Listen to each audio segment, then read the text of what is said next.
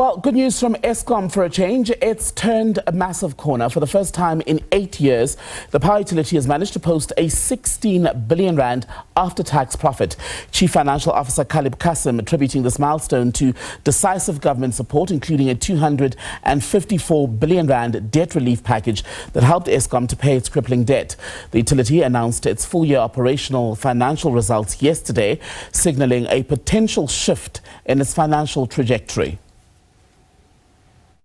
I think it's on the back of the entire turnaround strategy. And you know, I've always said that operational performance will be reflected in the financial results.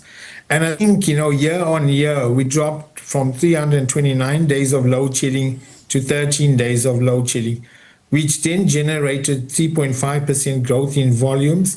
You add to that the tariff that we had for FY25 of 12.7, and then you see that added 45 billion in revenue. We've also reduced our costs significantly on the primary energy, in particular the expensive diesel costs, were a drop year on year in the region of some 17 billion rand.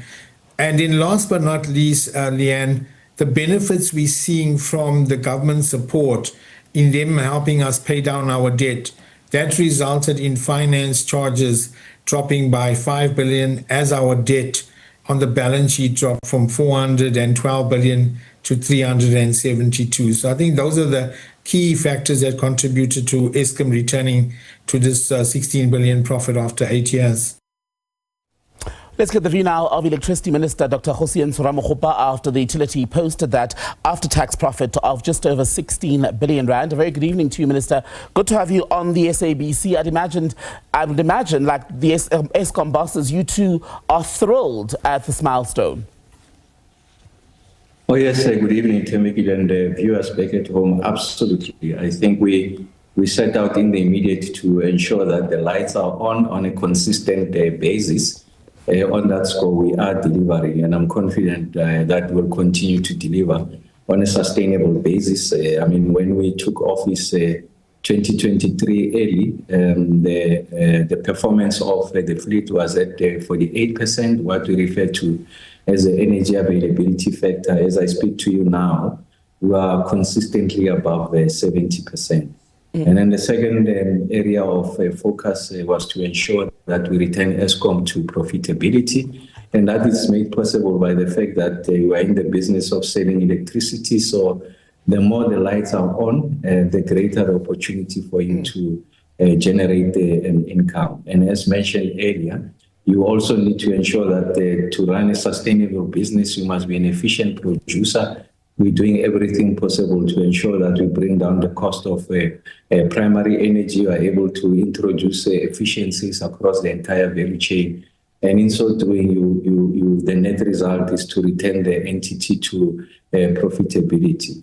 The third area, which is what we want to deliver on, and that's not only an Eskom responsibility, it's primarily the responsibility of the minister, that is myself in this instance, is to ensure that now we drive down the cost of electricity. As I mentioned before, electricity is expensive. The situation is untenable. We are gradually eroding the disposable income of households. The poor are disproportionately affected. The middle class is not spared, and also even the high income earners are feeling if you like, the pain, and then businesses will gradually become uncompetitive. They will not be able to maintain their markets, and that's why we need to focus on. And you've said that before, Minister. For the past year, you've been talking about how, even when the debate about the last electricity tariff increase was raging, you said you wanted electricity to be more affordable. But when you look at how these unpopular increases in tariffs have aided Eskom in getting to the point where it was able to declare this profit for the first time in almost 10 years. Realistically, can we get to a point where we bring down the prices but have an Eskom that is able to turn a profit? Oh yes, maybe the point to be made is that you are absolutely correct that the tariff have contributed. But it's also true that in the past 8 years where we're recording losses, you also had tariff increases. So what is different here is that they're bringing down the cost of primary energy, and then for more hours in a day, you are able to sell electricity, and therefore you are able to earn revenue. And then to your question, you are absolutely right. What we're looking at is new technology solutions that are relatively cheaper, that allows us to ensure that we are an efficient producer. For an example, I mean, if we are to ensure that we are able to have a greater share of renewables, so the primary source of energy there is the sun, is relatively free. As compared to coal, you need to dig the coal, you must pay for the cost of digging the coal, making it available. And sometimes the movement of the price of coal has to do with what is the cost of that coal if you have to sell it in international markets, or it's export parity pricing. So you price the coal relative to the cost of exporting it. So the sun, the cost remain the same. I mean, if I had to make the point. So if you have got the greater share of renewables, you are likely going to ensure that the aggregate is relatively cheap. And I'm not suggesting that you are not going to abandon base load. So coal is going to be a big feature of electricity generation. We're going to go into gas. And of course, nuclear will constitute a big part of that. To be clear, then, address the issue. Just to be clear, so we don't get too bogged up in the technicalities for us lay people, Minister. Are you saying, just so we're all clear, are you saying that this turnaround where Eskom is now making a profit for the first time in 8 years, that is sustainable and can be done without us paying more for electricity? And if so, how long before we get to that point? Will it take a year, 2, 3, 5? Oh, remember that even this performance is on the back of Eskom that is owed over 100 billion rands by municipalities. So if you had to stem the debt increase on the municipal side, and that's why last week or 2 weeks ago I announced our effort to ensure that we're able to roll out smart meters, we're able to address load reduction. Because you can see 12% of, we're losing about 12% of the electricity we're generating as a result of non-technical losses. So people connecting illegally, so on and so forth.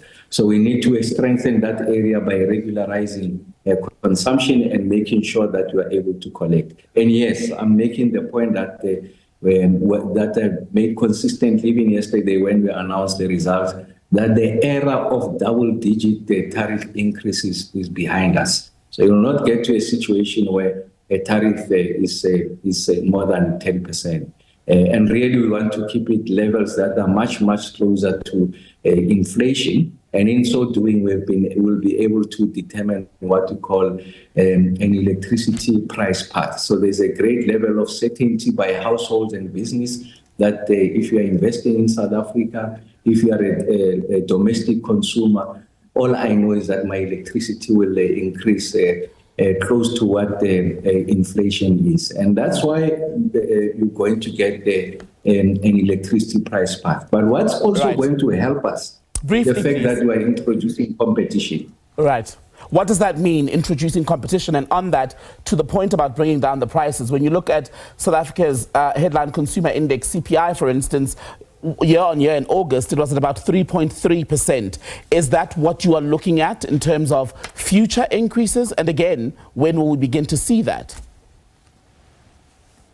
No, after this cycle, the multi-year window, which is going to end in 3 years' time, and you know this year is about 12.7%, and next year it's 8%, and the other year it goes to 5%. So those are the kind of numbers you will see. Anything that moves between 5 and 7%. Of course, NERSA will make that determination. But I'm saying once you increase competition, you introduce competition, then in theory, the net beneficiary should be your end consumer as a result of increased competition. Eskom is forced to be an efficient producer of electricity, and the net benefit will be seen by the consumer and the South African economy. The one battle, though, that Eskom does not seem to be winning is around municipal debt. It's ballooned further in the first quarter of this year. It was edging closer to 95 billion rand. This was around March of this year. And Eskom itself is warning that if that situation is not arrested, through urgent intervention by 2030. So in 5 years, the money owed to Eskom by municipalities could go all the way up to 300 billion rand. Can we really turn that around in a 5-year period? And what would need to happen to get there? Yes, I'm confident we can do that. We have no option. I mean, the choice of not doing that is an Eskom that is going to collapse. And your numbers say it all.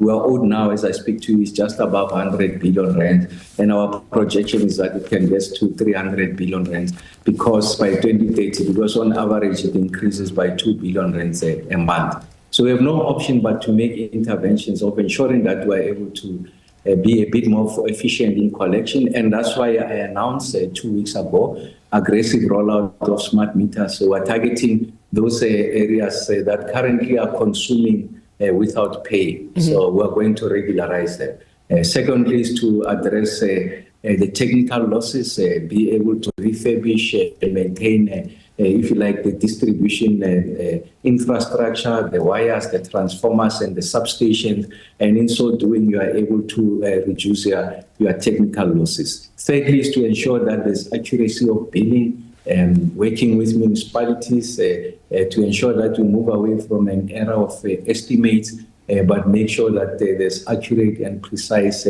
metering. And the last one is completeness of billing. There are suburbs in the country today, as I speak to you, that are not being built.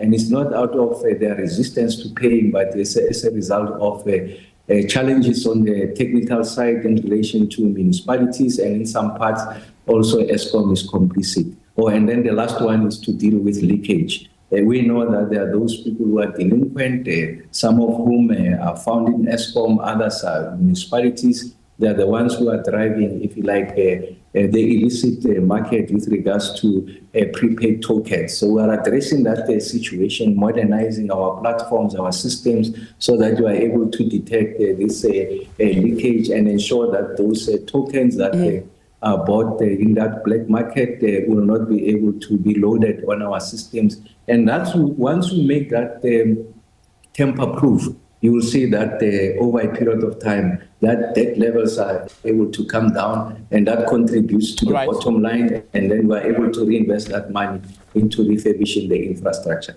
Electricity Minister Dr Kgosientsho Ramokgopa, good to talk to you.